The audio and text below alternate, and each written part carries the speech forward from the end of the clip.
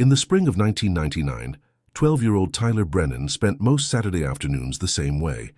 He would ride his bike down Maple Ridge Drive, turn left at the gas station, and disappear into the stretch of woods behind the old rail line that divided the north side of Ashfield from everything else. He never went alone. His best friend, Kevin Ortiz, was always with him. They had been inseparable since 4th grade, the kind of friendship that needed no explanations.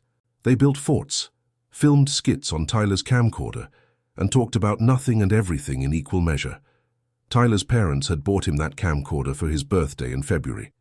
It was a chunky JVC model with a flip-out screen, and Tyler treated it like treasure. He filmed everything: birthday parties, school assemblies, Kevin making faces at the camera, the woods, the trees at different times of day, his mother cooking dinner, his father reading the newspaper. The camcorder became his signature. If you saw Tyler, you saw the camera. His teachers joked about it.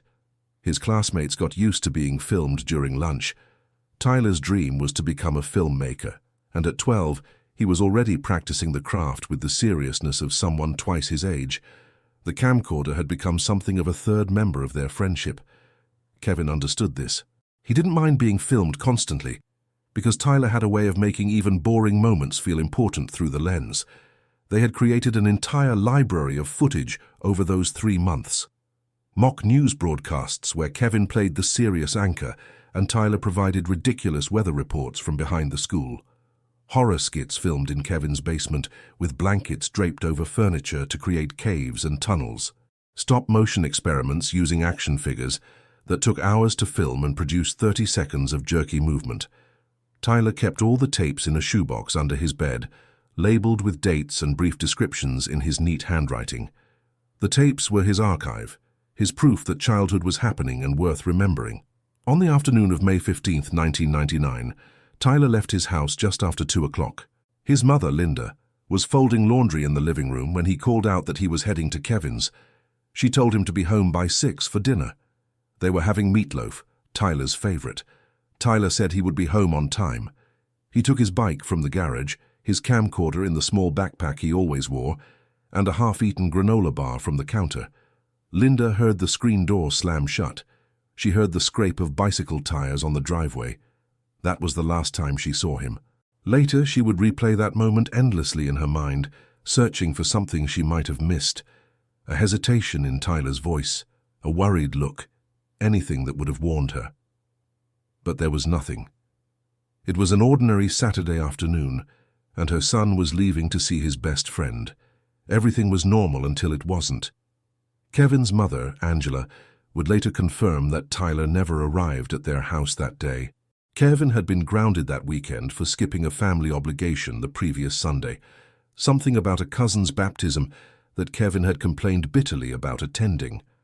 Tyler knew this.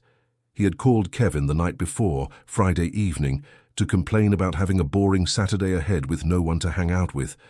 Angela remembered the call because Kevin had sulked through the entire Sunday brunch afterward, picking at his food and refusing to participate in conversation. The grounding was supposed to teach him about responsibility and family commitments. Angela had told Kevin he couldn't leave the house except for meals and church. Kevin had accepted it, with the resigned frustration of a 12-year-old who knew arguing would only extend the punishment. Tyler had understood. They had made plans to meet up the following weekend instead. If you've ever followed a case where someone simply vanishes, you know how quickly the details start to blur. Witnesses remember things differently. Timelines shift. What seems certain becomes uncertain under scrutiny. If you're watching from somewhere that still has those small-town distances where people remember when things felt simpler, drop a comment and let me know where you're from. Cold cases like this one live in memory differently depending on where you are. And if you're new here, go ahead and subscribe. We cover cases that wait years for answers, and this one waited 25. We're going to walk through every step, every gap, every detail that didn't fit until it finally did. This is the kind of story that changes how you think about ordinary Saturdays. Tyler was last seen by a neighbor, Mr. Callahan, around 2:30 that afternoon. Callahan was mowing his lawn, pushing his old Craftsman mower in straight lines across his front yard when Tyler rode past on Maple Ridge. Callahan waved. Tyler waved back, smiled, and kept going. Callahan returned to his mowing. He thought nothing of it. Tyler rode past his house most weekends. It was routine. Callahan would later tell police that Tyler seemed normal, unhurried, not distressed in any way. The boy was just riding his bike on a spring afternoon. No car was following him. No one was walking behind him on the sidewalk. Just a kid on a bike in broad daylight in a neighborhood where everyone knew everyone. Callahan finished mowing his lawn, went inside and didn't think about Tyler again until the police knocked on his door 12 hours later. Tyler's route to Kevin's house was straightforward. Maple Ridge connected to Harmon Street, which ran parallel to the old rail line. The rail line had been abandoned since the early 80s, the tracks overgrown with weeds and the wooden ties rotting into the earth. From Harmon Street, you could either stay on the road all the way to Kevin's neighborhood or cut through the woods using a trail that saved about 10 minutes. Tyler and Kevin almost always took the trail when they were together. It was faster and more private. A place where they could talk without adults overhearing, where they could film their skits without people walking through the frame. But when Tyler was alone, he usually took the road. It was safer, more visible, and his mother preferred it. On this day, Tyler had no logical reason to take the trail. He was going to Kevin's house. Kevin wasn't going to be in the woods. The road made sense, but no one saw him on Harmon Street. No one saw him arrive anywhere. At 6:15, Linda called Kevin's house. Angela answered on the third ring. Linda asked if Tyler was still there, said dinner was ready, and she needed him to come home. Angela paused. She said Tyler hadn't been there all day. Linda felt the first prickle of alarm, but it wasn't panic yet. Maybe there had been a miscommunication. Maybe Tyler had gone to another friend's house and forgotten to call.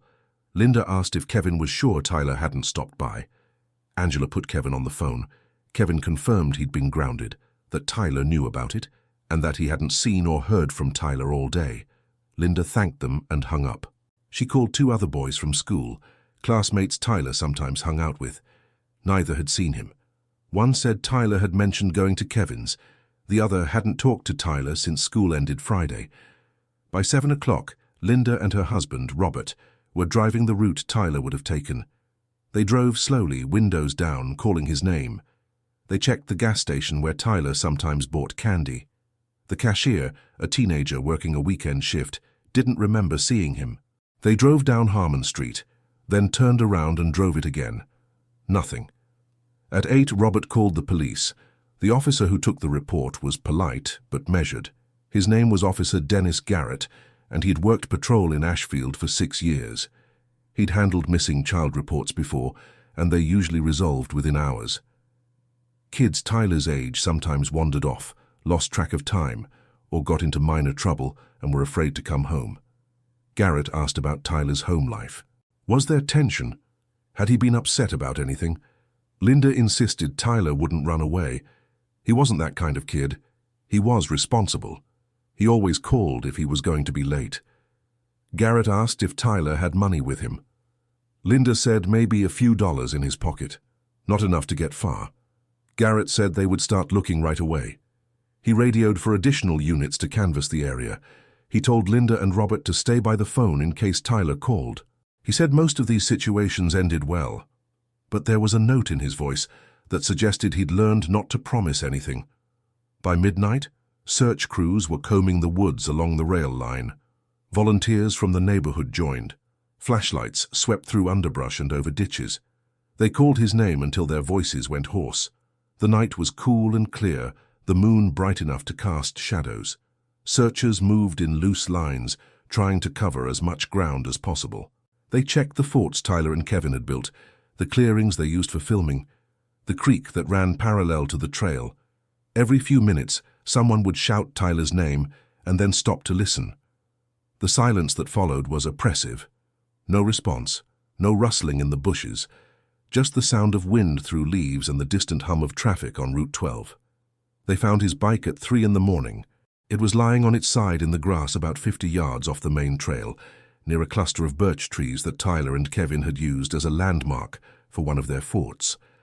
The birch trees were distinctive, their white bark peeling in long strips, and the boys had named the spot Ghost Grove because of how the trees looked in low light. The bike was undamaged. The frame wasn't scratched. The handlebars weren't bent. The kickstand wasn't down, which suggested it had been dropped in a hurry or knocked over. There were no signs of a struggle nearby, no torn clothing, no blood, no scuff marks in the dirt, just the bike, and 20 feet away, a single sneaker. Tyler's left sneaker, blue with white stripes, scuffed at the toe from months of wear. The laces were still tied. That detail unsettled everyone who heard it. If the shoe had come off in a struggle, the laces would have been pulled loose or broken. If Tyler had taken it off himself, why leave it there? Why leave the bike? Officer Garrett stood over the sneaker with his flashlight, staring at the tied laces. Something was very wrong. The discovery of the bike changed everything. What had been a missing child report became an active investigation. The Ashfield Police Department coordinated with the county sheriff's office. Search dogs were brought in at dawn. They picked up Tyler's scent from the bike and tracked it northeast for about a quarter mile before losing it near a service road that ran behind a defunct lumber mill. The mill had been closed since 1987, its windows shattered and walls covered in graffiti.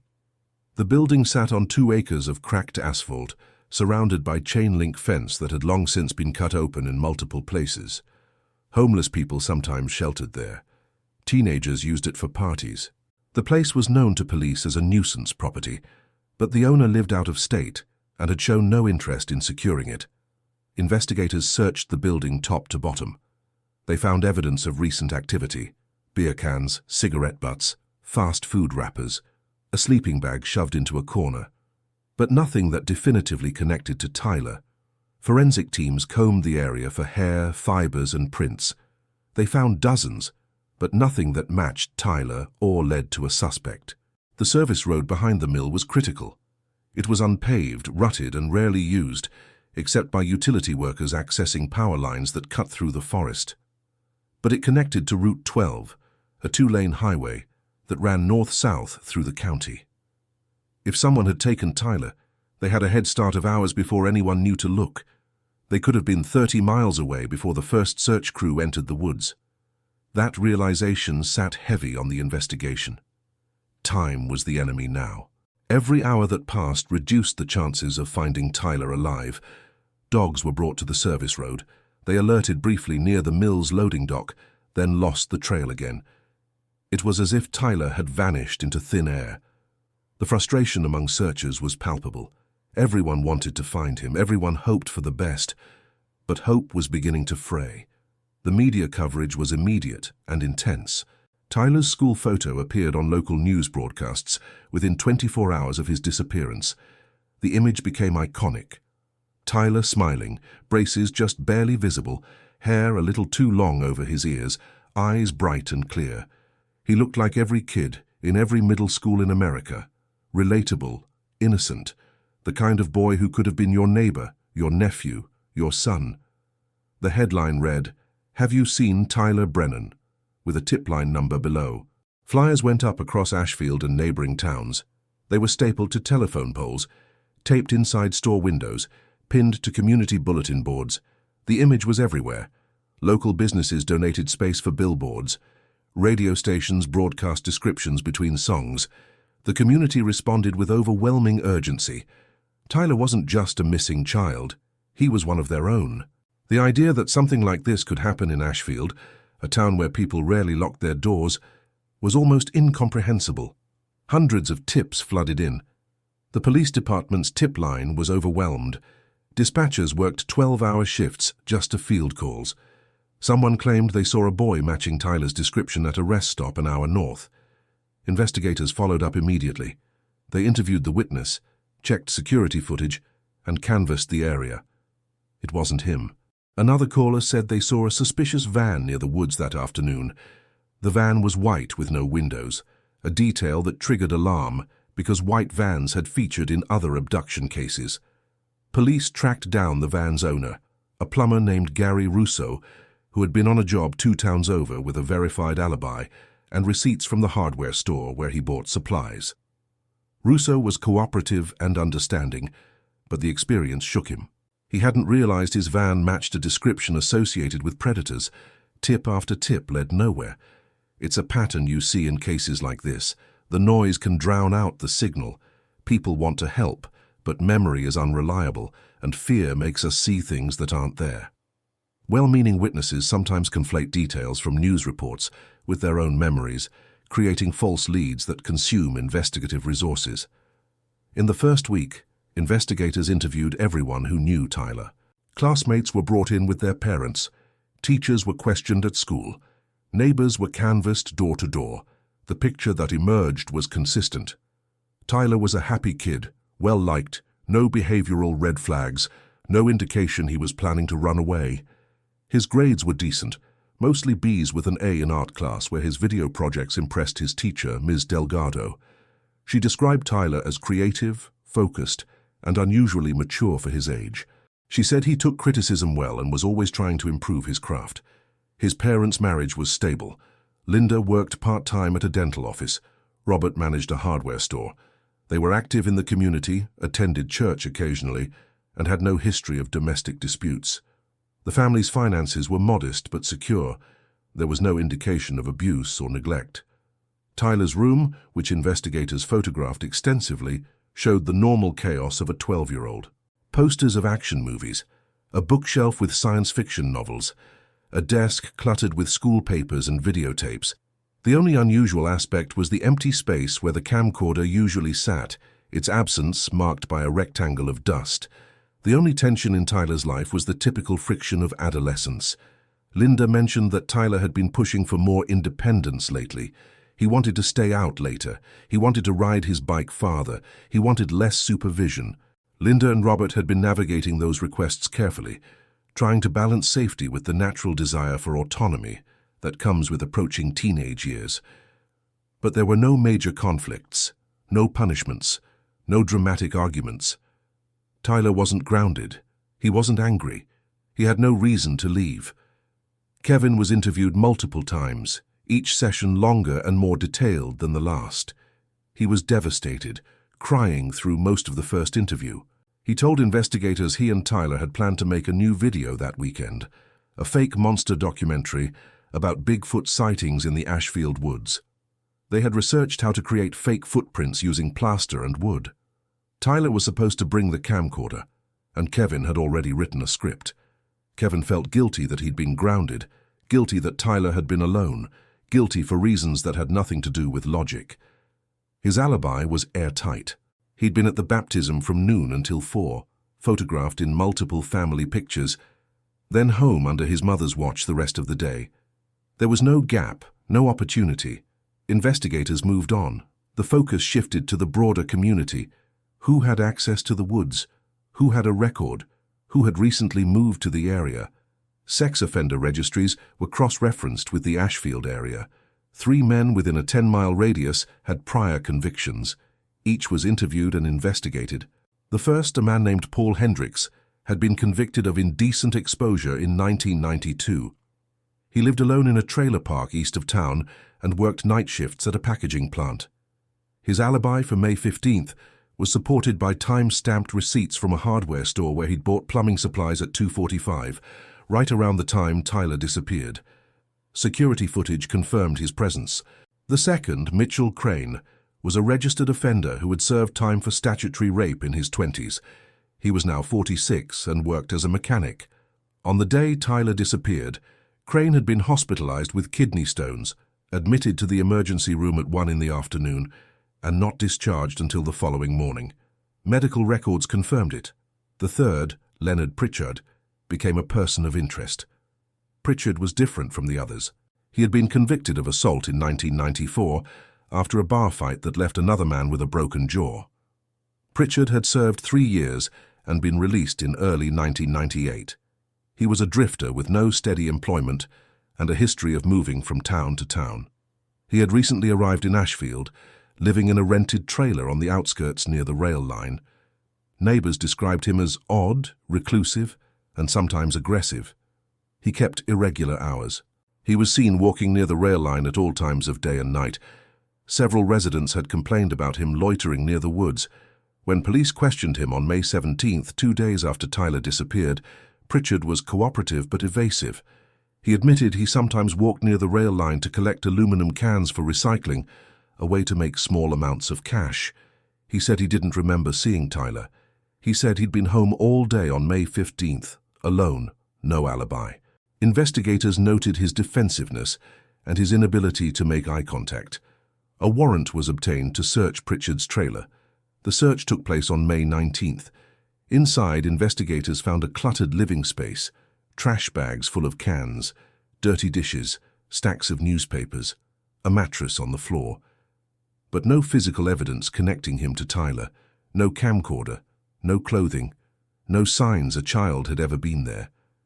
The trailer's walls were thin, and neighbors would have heard any disturbance. Forensic teams swabbed for blood. They found none. They checked the soil around the trailer for signs of digging. Nothing. Pritchard's truck was examined. It was a rusted Ford from the 70s, barely functional. There were no signs of struggle inside, no fibers matching Tyler's clothing. Pritchard remained a person of interest for months, but without evidence, no charges were filed. Investigators kept him under surveillance. They monitored his movements, checked his trash, and interviewed anyone who interacted with him. Pritchard knew he was being watched. He eventually left Ashfield in late 1999, drifting to another town, another state. The surveillance ended.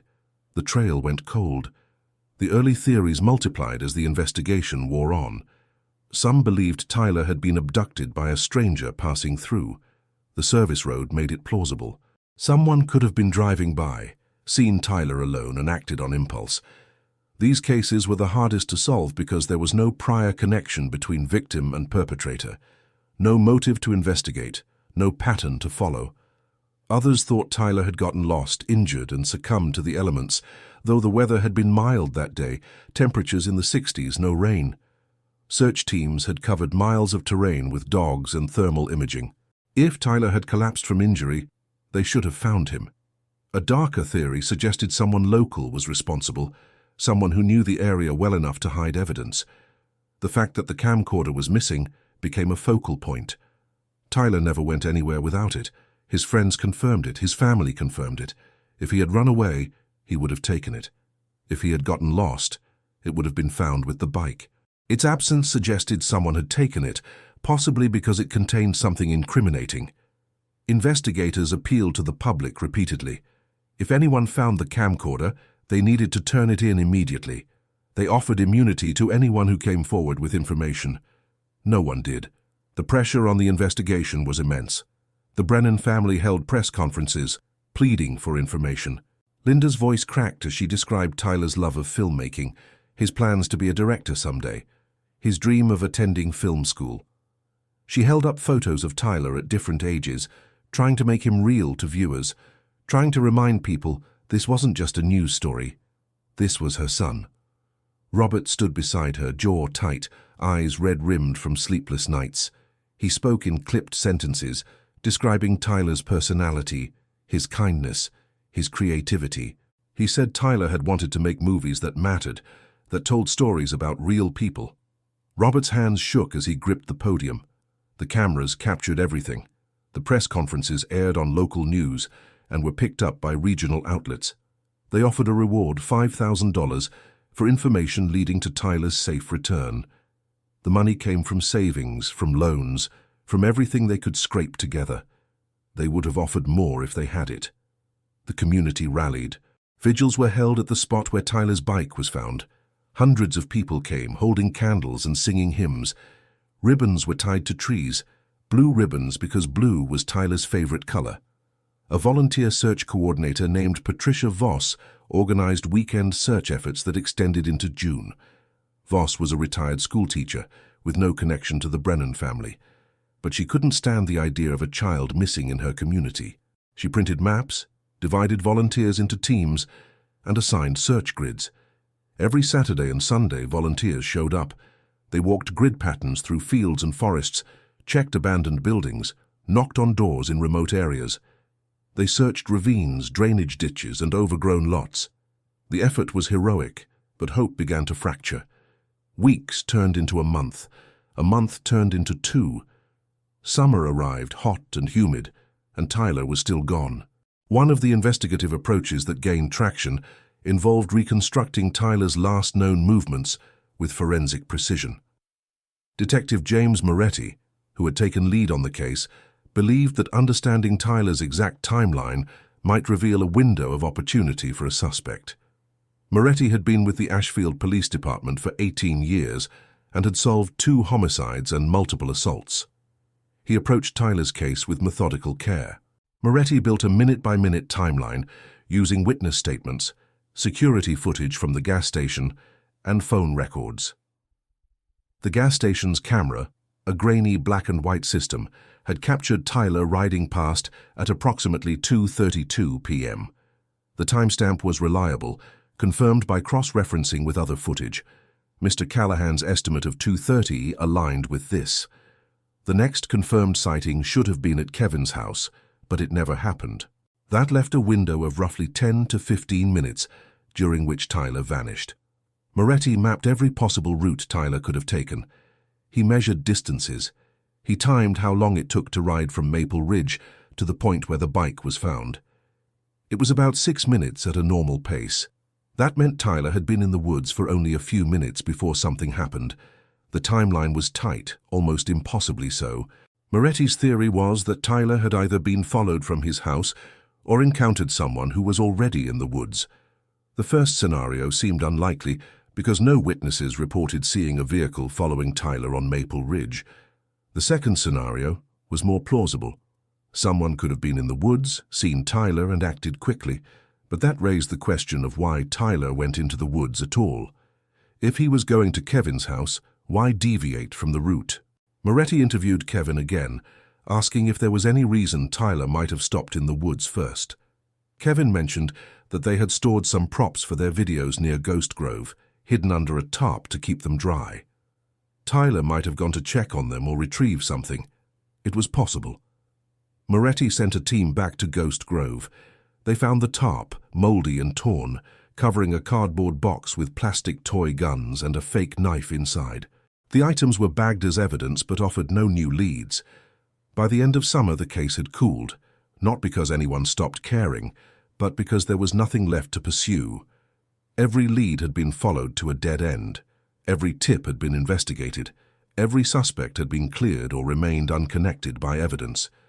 Detective Moretti kept the case open, but active efforts tapered off. The Brennan family never stopped searching. Linda kept Tyler's room exactly as he left it. His posters on the walls, his clothes in the drawers, his books on the shelf.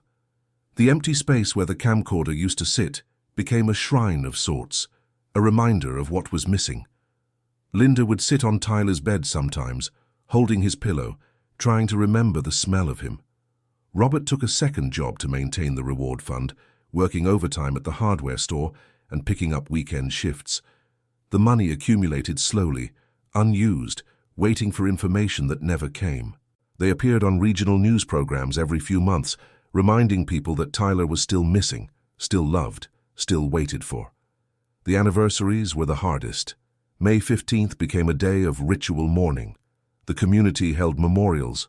People left flowers at Ghost Grove, creating a makeshift memorial that grew over the years. But as the years passed, the crowd grew smaller. Life moved forward, even when it felt wrong to do so. Kevin grew up haunted. He and Tyler had been so close that losing him felt like losing a part of himself. In interviews years later, Kevin would describe the guilt that followed him into adulthood. If he hadn't been grounded, they would have been together that day. Maybe Tyler wouldn't have gone into the woods alone. Maybe they would have taken the road instead. Maybe the presence of 2 kids would have deterred whoever took Tyler. Therapists told him it wasn't his fault, that he couldn't have predicted or prevented what happened. But guilt doesn't listen to logic. It's a weight that sits heavy, regardless of reason. Kevin kept every video he and Tyler had made together. Hours of footage stored on tapes in a box in his closet. Skits, pranks, experiments with camera angles and editing. Tyler's voice was preserved there, frozen at 12, forever enthusiastic, forever planning the next project. Kevin couldn't bring himself to watch them for years. The pain was too sharp, too immediate. It was easier to leave them untouched, a time capsule of a friendship that ended too soon. The case entered a strange limbo. It remained on the books, technically active, but without new evidence it languished. Detectives rotated through assignments. Moretti retired in 2007, and the case was reassigned to a younger detective who reviewed the files but had no new angles to pursue. The physical evidence, the bike, the shoe, the DNA samples, the witness statements, sat in a warehouse designated for cold cases. The evidence was catalogued, preserved, and waiting. Leonard Pritchard was never formally cleared, but he was never charged either. Investigators lost track of him after he left Ashfield.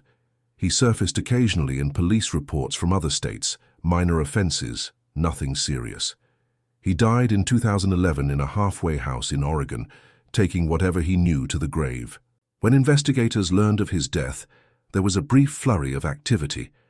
They obtained his medical records, looking for any deathbed confession or note. There was nothing. Pritchard died of liver failure, alone, unmourned. His death closed one possible avenue, but opened no new ones.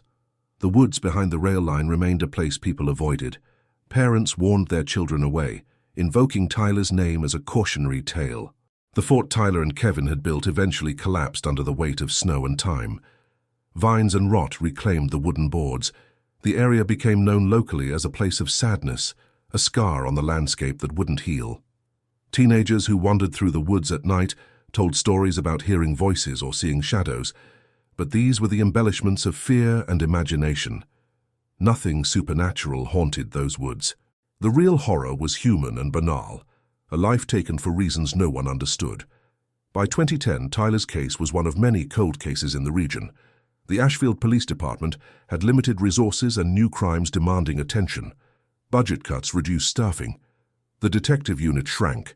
Cold cases, no matter how important, had to compete with active investigations. Linda and Robert never gave up, but the nature of their hope changed. They stopped expecting Tyler to walk through the door. They stopped imagining scenarios where he was alive somewhere, held against his will or suffering from amnesia. Those fantasies were too painful to maintain. They started hoping for answers instead. They wanted to know what happened. They wanted closure, even if it meant the worst. They deserved that much. In 2015, on the 16th anniversary of Tyler's disappearance, Linda gave an interview to a local newspaper. She said she still dreamed about him. In the dreams, he was always 12, always smiling, always just out of reach. She would call his name and he would turn toward her, but she could never close the distance. She would wake up crying, disoriented, grasping at sheets. She said the not knowing was a special kind of agony. Grief you could process eventually. You could move through the stages, find acceptance, rebuild. Uncertainty was a wound that never closed, a question that echoed through every day. The breakthrough came in March of 2024, 25 years after Tyler vanished. It came not from a detective's insight or a deathbed confession, but from a completely unexpected source. A man named Isaac Greenfield was exploring an abandoned property northeast of Ashfield. Greenfield was an urban explorer, the kind of hobbyist who documented decaying buildings and forgotten places for a YouTube channel he'd started during the pandemic. His videos featured crumbling factories, abandoned hospitals and forgotten homes, filmed with atmospheric lighting and minimal narration.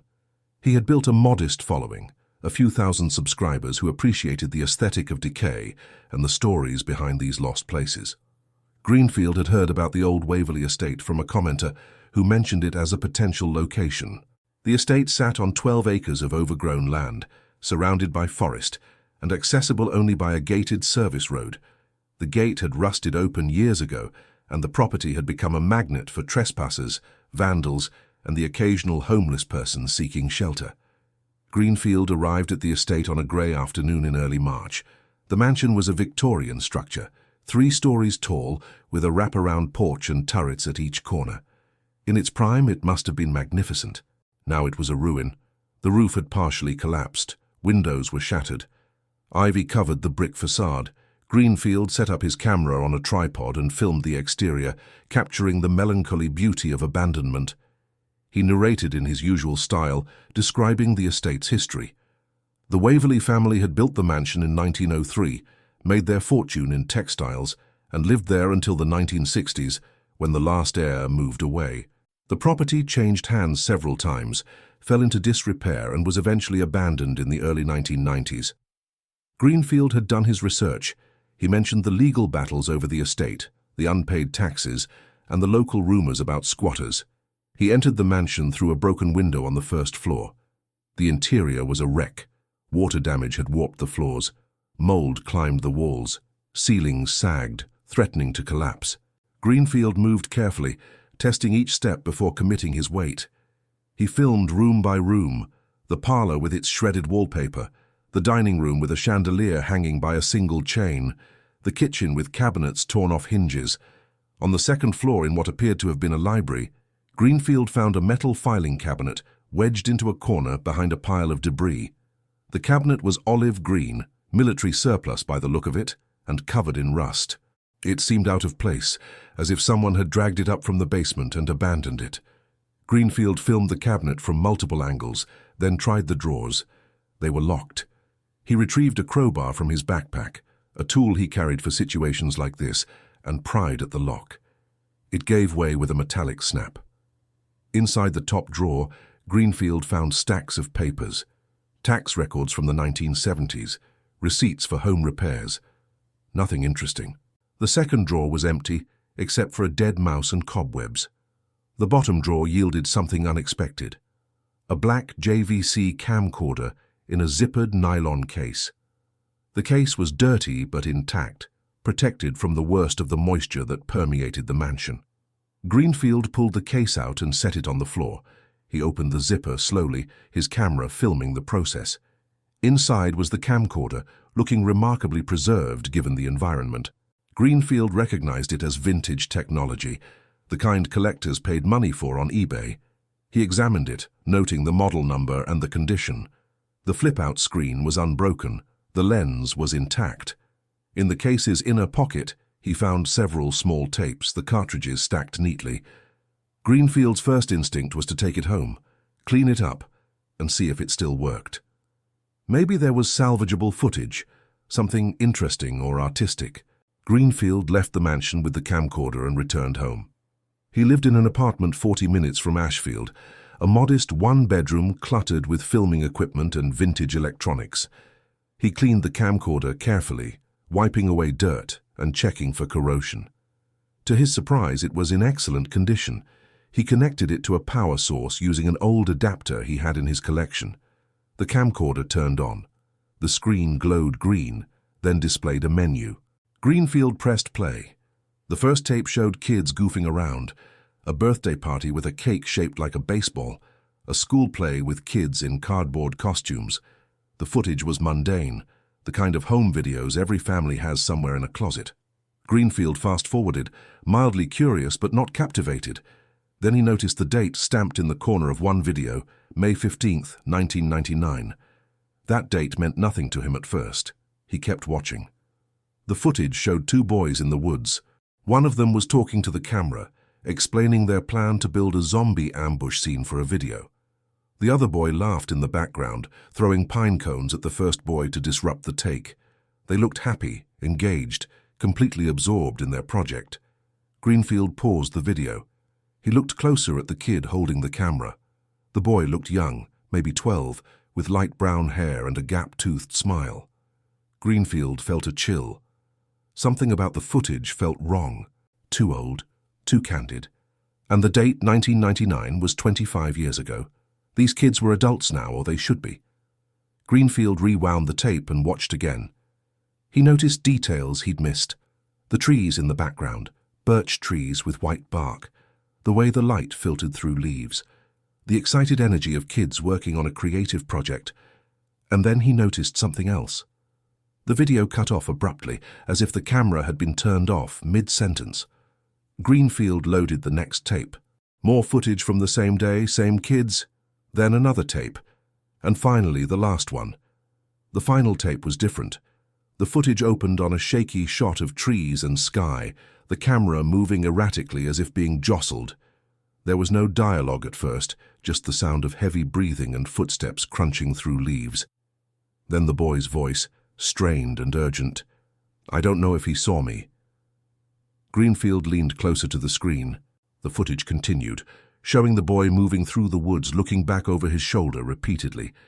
The boy spoke again, his voice trembling. "I'm going back to the spot. Kevin's not there, but I thought I saw someone else. He was just standing there watching. Greenfield's pulse quickened. This wasn't a skit. This was real fear. The boy continued moving, then stopped and crouched. The camera angle shifted, pointing through trees toward a distant figure. A man, standing motionless. The boy whispered, "He's still there. I don't think he's seen me yet. I'm going to try to get back to my bike." The camera moved again, carefully, deliberately. Then the man in the distance turned sharply, as if reacting to a sound. The boy gasped. The camera jerked upward, capturing a blurred shot of leaves and sky. The boy's voice panicked. "Don't let him see." The recording cut to black. Greenfield stared at the empty screen. His hands were shaking. He rewound the tape and watched it again and then again. The fear in the boy's voice was unmistakable. This wasn't fiction. Something terrible had happened. Greenfield did what anyone would do. He searched online. Missing boy, 1999, camcorder, Ashfield. The results came up immediately. Multiple articles. Tyler Brennan, the 12-year-old who vanished on May 15, 1999. The case that had never been solved. Greenfield clicked through the articles, his stomach tightening with each paragraph. The details matched. The age, the date, the camcorder Tyler always carried. Greenfield looked at the screenshots he'd taken from the video, comparing them to photos of Tyler in the articles. It was a match, the same smile, the same haircut, the same eyes. Greenfield stood up, paced his apartment, then sat back down. He needed to call the police. This was evidence. This was the break the case had been waiting for. Greenfield called the Ashfield Police Department that evening. The officer who took his call, a desk sergeant named Palmer, was skeptical at first. People had claimed to find evidence in Tyler's case before, and it always turned out to be false leads or hoaxes. Someone had once called claiming they'd found Tyler's jacket in a creek. It was a similar jacket, but not his. Another person said they'd seen Tyler's bike at a yard sale. It was the wrong model. Palmer had learned to manage expectations, but Greenfield was insistent. He gave his name, his address, and a detailed description of where he found the camcorder. He offered to turn it over immediately. Palmer said someone would contact him within the hour. Palmer hung up and walked to the detective unit. He found Detective Laura Finch at her desk reviewing case files. Finch was 36, had been with the department since 2008, and had a reputation for thoroughness. Palmer briefed her on the call. Finch listened, asked a few questions, then said she'd follow up immediately.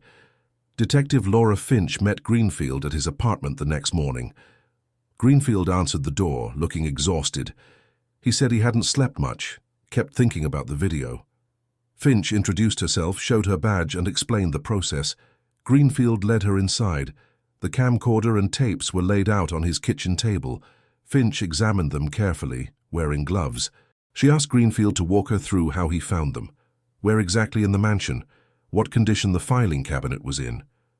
Greenfield explained everything. Finch asked if he'd touched anything else in the cabinet. Greenfield said no, only the camcorder and case. Finch nodded. She asked if he'd made copies of the footage. Greenfield said he hadn't. Finch thanked him. She bagged everything as evidence, filled out a chain of custody form, and asked Greenfield to sign a statement. Greenfield complied. As Finch was leaving, Greenfield asked if the video would help. Finch said she couldn't comment on an active investigation, but she thanked him for his diligence. Back at the station, Finch began the process of reviewing the tapes in full. Finch worked in the evidence review room, a small office with outdated equipment and a single monitor. She loaded the first tape and watched all the footage chronologically. Birthday parties, school events, skits in the basement, two boys laughing and joking, the innocence of childhood captured in grainy video. Finch took notes, logging timestamps and identifying individuals. Kevin Ortiz appeared in many of the videos, confirming the friendship. Then Finch reached the final tape. She watched it 3 times before making any notes. The footage was damning.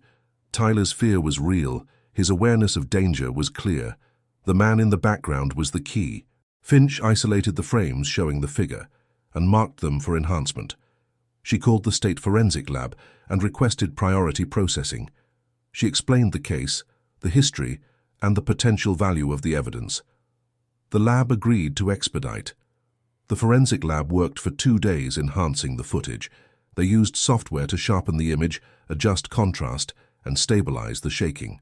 The man's face remained obscured by distance and tree branches, but his build and clothing were identifiable. He wore a dark jacket, jeans, and boots.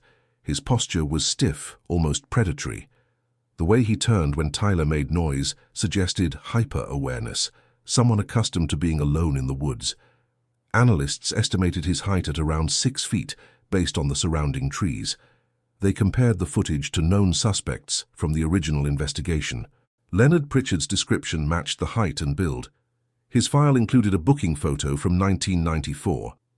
The facial structure was similar, but the footage quality wasn't high enough to confirm identity definitively. Pritchard was dead anyway. There was no way to question him. Other suspects were re-examined. None were perfect matches. The forensic team also analyzed the audio, isolating background sounds. They heard wind, leaves, and Tyler's breathing. No other voices. No engine sounds. Nothing that suggested additional suspects. Detective Finch presented her findings to Lieutenant Carver, who oversaw the detective unit. Carver reviewed the evidence and authorized a full reopening of the case. The investigation was no longer cold. It was active, urgent, and potentially solvable.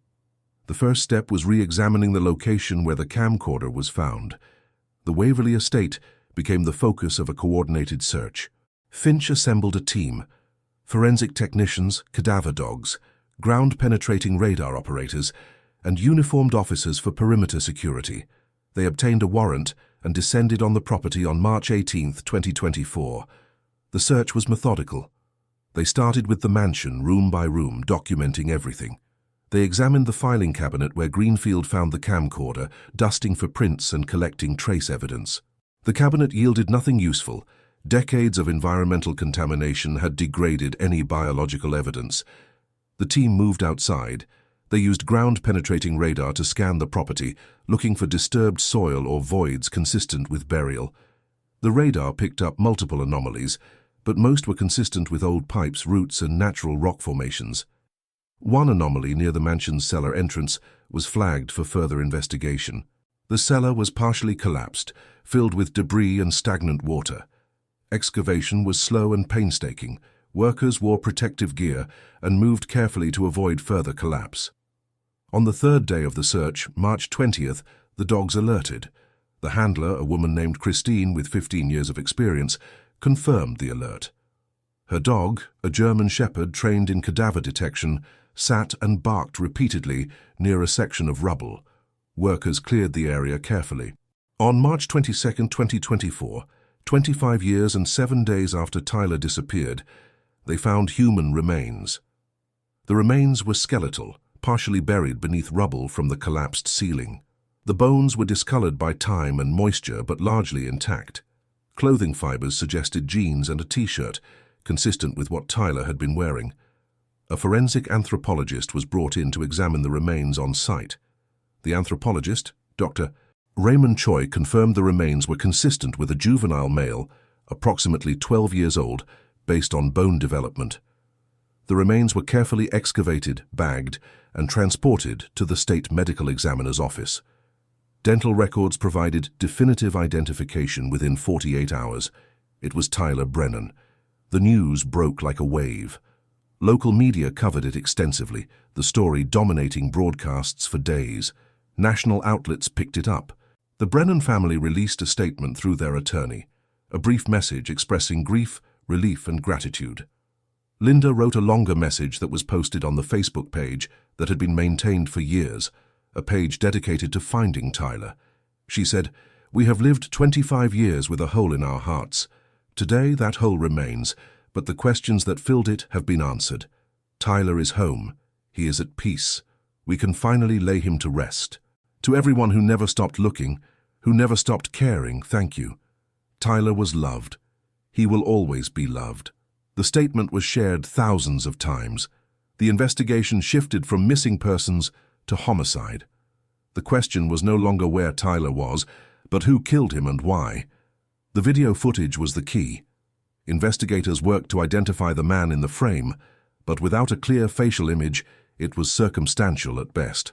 Detective Finch knew she needed more than a blurry figure in a 25-year-old video. She needed a name, a connection, a trail that led somewhere concrete. She pulled property records for the Waverley estate. The mansion had been abandoned since 1992 after the owner's death, stuck in probate battles for years. During that limbo, squatters and transients had used it for shelter. One name appeared repeatedly in police reports: Hector Lyle. He'd worked as the estate's handyman until 1992 and continued visiting afterward, claiming he was maintaining it out of loyalty. Neighbors reported seeing him there through the late 90s and early 2000s.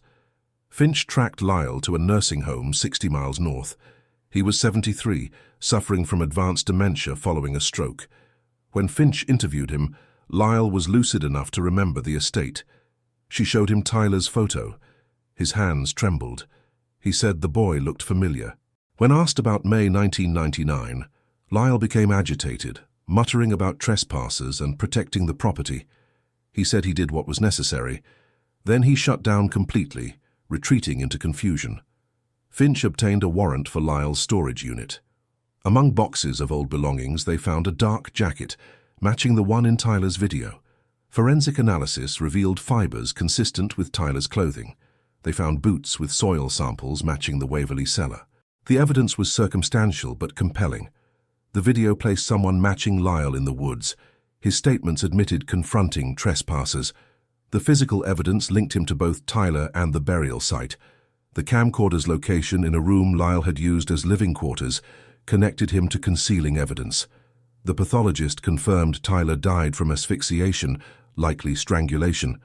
The hyoid bone fractures suggested manual compression of the throat. Tyler had died on May 15th, probably within hours of disappearing. The reconstruction was straightforward.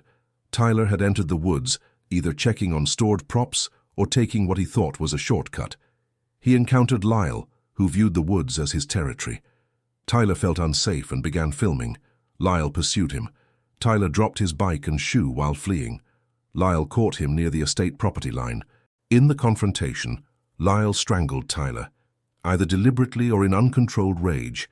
He hid the body in the cellar and stored the camcorder in the filing cabinet, possibly as a trophy or because he realized it contained evidence of his presence.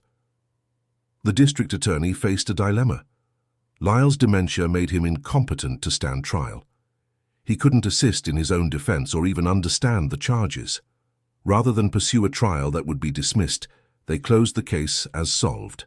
On April 15, 2024, the DA held a press conference outlining the evidence connecting Hector Lyle to Tyler Brennan's death. Linda and Robert attended. Afterward, Linda read a statement. For 25 years, we lived with questions that had no answers. Today, those questions have been answered. Tyler is coming home. She thanked everyone who had never stopped searching. Kevin released his own statement, writing about the friendship they'd shared and the dreams that ended that day. He said he still had every video they'd made together, that Tyler's voice was preserved there forever. Tyler was buried on May 10, 2024, in Hillside Cemetery. His parents placed the camcorder in his casket before it was sealed. Hundreds attended the funeral. Isaac Greenfield, the urban explorer who found the camcorder, was offered the reward money. He declined and asked it be donated to missing children organizations instead. The Waverley estate was demolished 6 months later. The land was sold and left empty, a field of grass where tragedy had unfolded. Linda and Robert eventually moved away from Ashfield, seeking a fresh start. Kevin continued making videos, dedicating every project to Tyler's memory.